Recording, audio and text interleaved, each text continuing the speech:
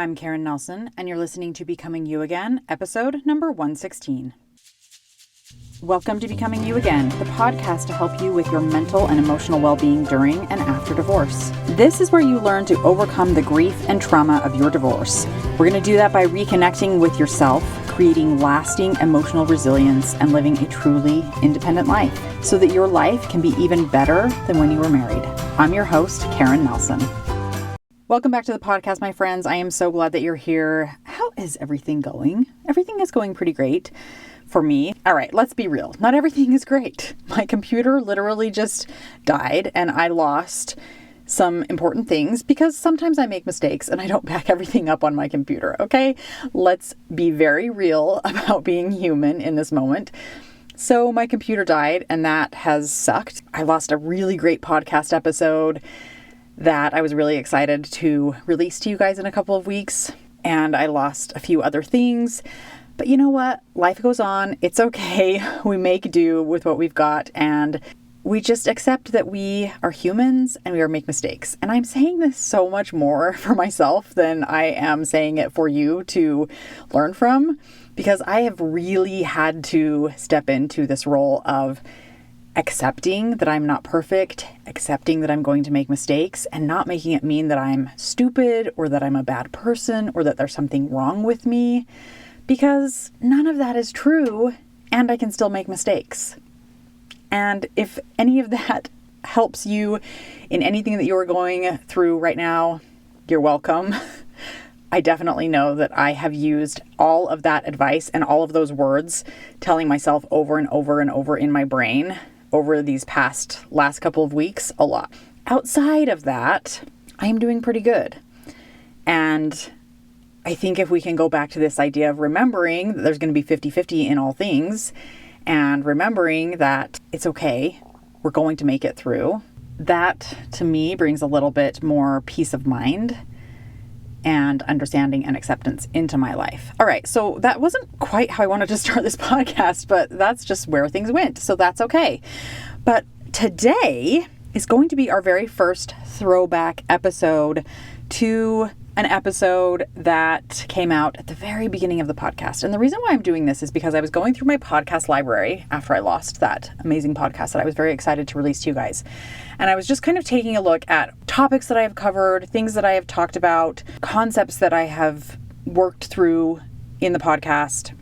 And I realized one of my very first episodes was about emotional detachment from your ex. And I re-listened to the episode and I was like, this is such a good episode. And then I was looking through some other statistics on my podcast and, the highest ranked episodes and realized that that episode is one of the most downloaded episodes that I have put out. And so I was like, maybe I should just do a throwback to this so that anybody who is new, who hasn't gone back and listened to any of the older episodes, can still get the information in this episode and hear it. And then anyone who's already listened to it, maybe it can be a really good refresh, because I promise you this episode is so valuable. This episode, in my opinion, offers some of the most useful tools to anyone who is going through a divorce, because it's going to help with the emotional highs and the emotional lows that we all know we go through when we go through a divorce, right? You are going to be learning some new concepts that will help you emotionally detach from your ex and from your divorce in a healthy way, in a way where you don't have to have the world or your ex change for you so that you can feel better, so that you can understand what you're going through. And you also don't have to disconnect from yourself and disassociate and stop feeling what you're feeling to be able to make it through your day, to be able to make it through your life. So I really hope that you can listen to this episode with new ears if you've already heard it. Or if this is your first time, I really hope that you will let things sink in and start to implement the things that I talk about in this episode to help you through your emotional journey as you go through your divorce. All right, so without further ado, here is the throwback episode to the very early days of the podcast. But as I said, I still think a very highly valuable and useful one to help you emotionally detach from your ex. Enjoy. Today, I'm going to be talking about emotional detachment after divorce. Many people come to me struggling with the emotional roller coaster that they're on during and after their divorce. It's very common to feel really like your life is on a roller coaster because the highs are so high and the lows are so low, and it's always up and down, or at least that's what it feels like when you're going through a divorce, and often for months and months after the divorce. And they find that what they've been doing to emotionally detach is to just try and cope with their divorce. And this often happens by blaming their feelings on everything that's happening outside of them, or by avoiding any and all negative emotion because it's just too heavy or too hard or too exhausting. Oftentimes I hear, I'm just so tired of feeling all of the emotions that I just want them all to go away. We think it's going to be impossible to emotionally detach after divorce, but this is only because we haven't learned to take responsibility for our own emotional life. This usually happens for two main reasons. The first reason is because most of the time we think that we are feeling a negative feeling like sad, lonely, angry, frustrated. I mean, really just insert any other negative emotion that you can think of, right? And we think it's happening because of something outside of us. We're giving all of the power and all of the blame to all the things outside of us that we have no control over. So we'll say things like, my divorce made me so sad and bitter, or my ex makes me so frustrated, or COVID is causing me so much anxiety, right? It's not just things in our divorce that make us feel like our emotions are because of outside things. It's literally so much of our life we base off of how we feel because of what's happening outside of us. When we attribute what we're feeling to things out of our control, it leaves us feeling powerless to change those feelings.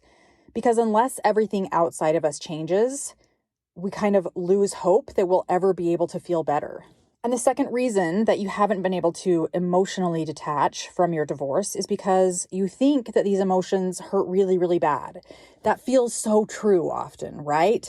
The sadness, the depression, the loneliness, the frustration, the anger, the hate, it can feel so all-consuming. And in fact, it feels so bad that we believe that it's too big, too raw, too heavy, and just overwhelmingly exhausting. We just don't think that we can handle them. We have all of this evidence that it's been too hard so far, right? And so we don't want to feel them anymore. What we want to do is get rid of them because we just want to feel better. And this shows up in so many different ways, but it can look like finding something to help distract us from painful emotions. Sometimes we'll overeat, or maybe we'll binge watch Netflix for, hours and hours on end, or maybe we'll play video games, or maybe even we'll go to the gym a lot, over exercise, anything that is going to help distract us in the moment to maybe make us feel a little bit better. It could also look like jumping into a new relationship so that you're distracted by the excitement and the thrill of meeting new people, hoping they'll make you happy and hoping they'll fill the void you feel inside. Or it can even look like becoming apathetic and disconnecting from as many people in your life as possible, because then you can't be hurt, right? If you're not close enough to anyone, they can't hurt you. But the problem with this one is that you also often disconnect from yourself as well. So in today's podcast episode, I'm going to teach you some new concepts that will help you emotionally detach from your divorce in a healthy way. And you don't have to have the world to change for you, and you don't have to disconnect from yourself or your life, or even check out of your life to be able to do it. So the first thing that you need to do is you need to stop attributing your feelings to things outside of you. So another way of saying this is stop telling yourself that you're feeling something because of something else, right? You're feeling something because you're thinking something. Let me break it down. We all have situations in our lives that happen, circumstances, right? They're all around us, going on all around us. And for the most part, we can't control those situations, those circumstances. We give those situations a meaning. And once we give it meaning, that is what creates a feeling inside of our body. The meaning comes from how we're thinking. It comes from so many different aspects of our lives. It comes from how we were raised, what our parents taught us, maybe something that we saw or read or have seen in a TV show or in a movie or grew up with that we've just kind of adopted to be true. Maybe it came from our culture or society around us. There are so many things that inform us to help us give meaning to things. And the thoughts that we're thinking about every situation is what causes us to feel something inside of our body. It causes those sensations that we are labeling as feelings. Whatever we're feeling is going to drive us to act or not act in certain ways. And those actions ultimately create our life experience. So let me give you an example. Let's say you're having a conversation with your ex about Thanksgiving, and he has the kids for the day. And he says, we're going to my parents and we won't be back until 8 p.m. So I'm going to need them for 2 extra hours. And you become very angry. But you don't want to yell in front of your kids because they're on the speakerphone. And so you quickly end the conversation and you just say, I'm going to talk to you about this later. And then you hang up. So this is what you do. You go on social media to your divorce groups and you post about what just happened. And you're just saying, I have to vent about this. And you talk about it and you're seething inside. And you just want validation that you're right and he's wrong. You're so sick of him making you so angry that you wish you two could just work things out and co-parent in a way where you get along. You then go to the cupboard and you grab some Oreos to take the edge off the anger for a moment. And then you continue to spin about it in your head the rest of the day, thinking about how he's wrong, he's doing wrong. He never should have asked for the extra hours. You're going to be missing your kids terribly on Thanksgiving. And how could he possibly even disrespect you in the way that he should ask for 2 extra hours, right? We all can relate to a story like this. So in this scenario, you are attributing your anger to what your ex said. Now, I just want to break the news to you here. This sucks for you because it means that you need him to change in order for you to feel better. It means that he needs to stop saying things and asking for requests and telling you that he's going to bring the kids home 2 hours late. And he needs to stop doing all of the things that are not meeting your expectation of who you think he should be. Now, we know that's not likely going to happen. You lived with him for however many years you were married. And did he ever change to meet your expectations? My guess is probably not. So we can just probably guess that he's still not going to meet that expectation. But here's the really great news for you. We don't need him to change in order for you to feel better. When you give away your responsibility of your emotional life to things outside of you, what it also does is it makes you a victim of an emotion because you think that you can't control it, but it's just not true. You are always in charge of your emotions. Now, I'm not saying you shouldn't feel these things. Of course, feel whatever you're feeling, but take ownership of them. Lynn Robbins was teaching a principle on this, and he said this: no one makes us mad. Others don't make us angry. There is no force involved. Becoming angry is a conscious choice, a decision. Therefore, we can make the choice not to become angry. We choose. So again, I don't want you to hear me wrong here. I'm not saying don't get angry. I'm not saying don't feel negative emotion. Of course, feel those. That is part of the human experience. It's a beautiful thing to feel any and all emotion and to allow those to be there. What I am saying is stop giving the responsibility of you feeling that way to something outside of you, to someone else, to a circumstance in your life. Take ownership of your own emotions because that will give you all of your power back. So let me go back to this example and kind of explain it in a different way. So your ex says, we're going to my parents and won't be back until 8 p.m. So I'm going to need them for 2 extra hours. And you think, he shouldn't be asking for 2 extra hours. I can't believe he's doing this. It's my holiday with the kids too. He always does this. He's trying to walk all over me. I wish he would just follow the plan and stop asking me for extra time. I always have to bend over backwards and give him what he wants. Those are all of the thoughts swirling in your head and probably more, right? And then you feel angry and you feel frustrated and you feel powerless. And then you get off the phone quickly and you have lots of thoughts about how he's the worst, how he always does this. And then you go get support and validation from other divorced people and you continue to tell the story and feel angry and you try to cope with the anger with the Oreos to try and make yourself feel better. And the experience is that you continue to feel angry even after the conversation has ended. It continues on throughout your day, maybe even weeks at a time, right? Do you see how you are the creator of the angry feeling? Not your ex, you, by what you're thinking. If you want to get to the place of being able to emotionally detach from your divorce, then you have to be willing to take responsibility for everything that you're feeling. Once you do that, you'll be able to intentionally choose how you want to feel and what kind of life you want to create. But this can only happen as you become aware that you are the creator of your feelings. Awareness is where change begins. Awareness is the opening of your life that lets light in. Accepting full responsibility for your emotional life is how you emotionally detach from your divorce. It's how you can stop feeling emotionally controlled by your ex, by your divorce, by all of the situations and circumstances outside of you. Awareness is the first step to being able to bring about healing and change inside of you. So you can start today by acknowledging when you notice a negative emotion and that you are the creator of it.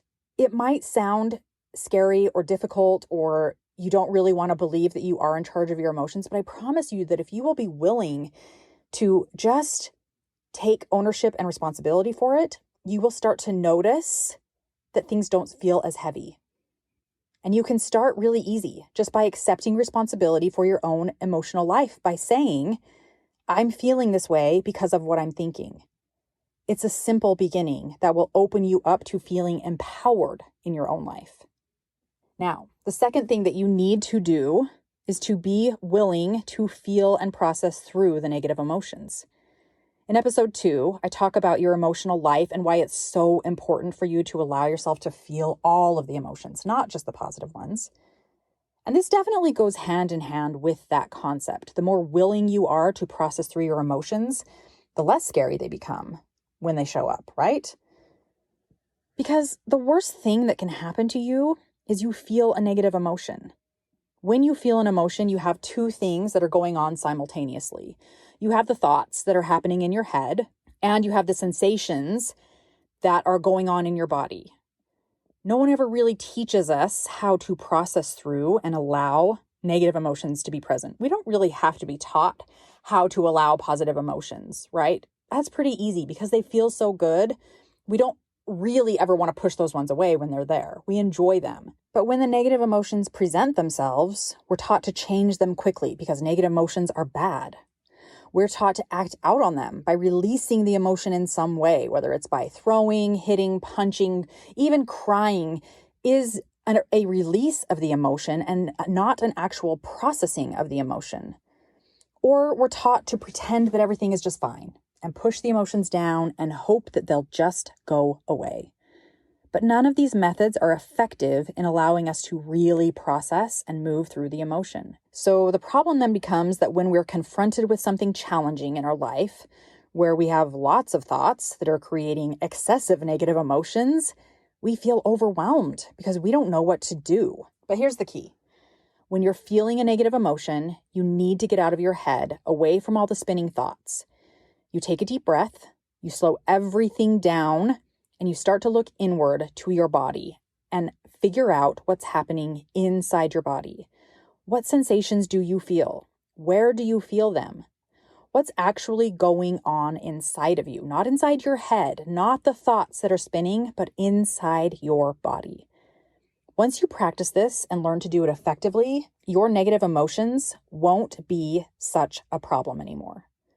You'll be able to allow them to be a part of your life and really know that nothing has gone wrong when they show up. When you can combine these two concepts that I talked about today and apply them in your life, you will be able to easily emotionally detach from your divorce and begin to live a life that is intentional after divorce. This is what I want for all of you. So I hope that you will go throughout this next week or this next month and really practice these two concepts, taking ownership over your own emotions and figuring out what they feel like in your body. Hi friend, I'm so glad you're here and thanks for listening. I wanted to let you know that if you're wanting more, a way to make deeper, more lasting change, then working one-on-one with me as your coach may be exactly what you need. Together, we'll take everything you're learning in the podcast and implement it in your life with weekly coaching, real life practice, and practical guidance. To learn more about how to work with me one-on-one, go to KarenNelsonCoaching.com. That's www.KarenNelsonCoaching.com. Thanks for listening. If this podcast agreed with you in any way, please take a minute to follow and give me a rating wherever you listen to podcasts. And for more details about how I can help you live an even better life than when you were married, make sure and check out the full show notes by clicking the link in the description.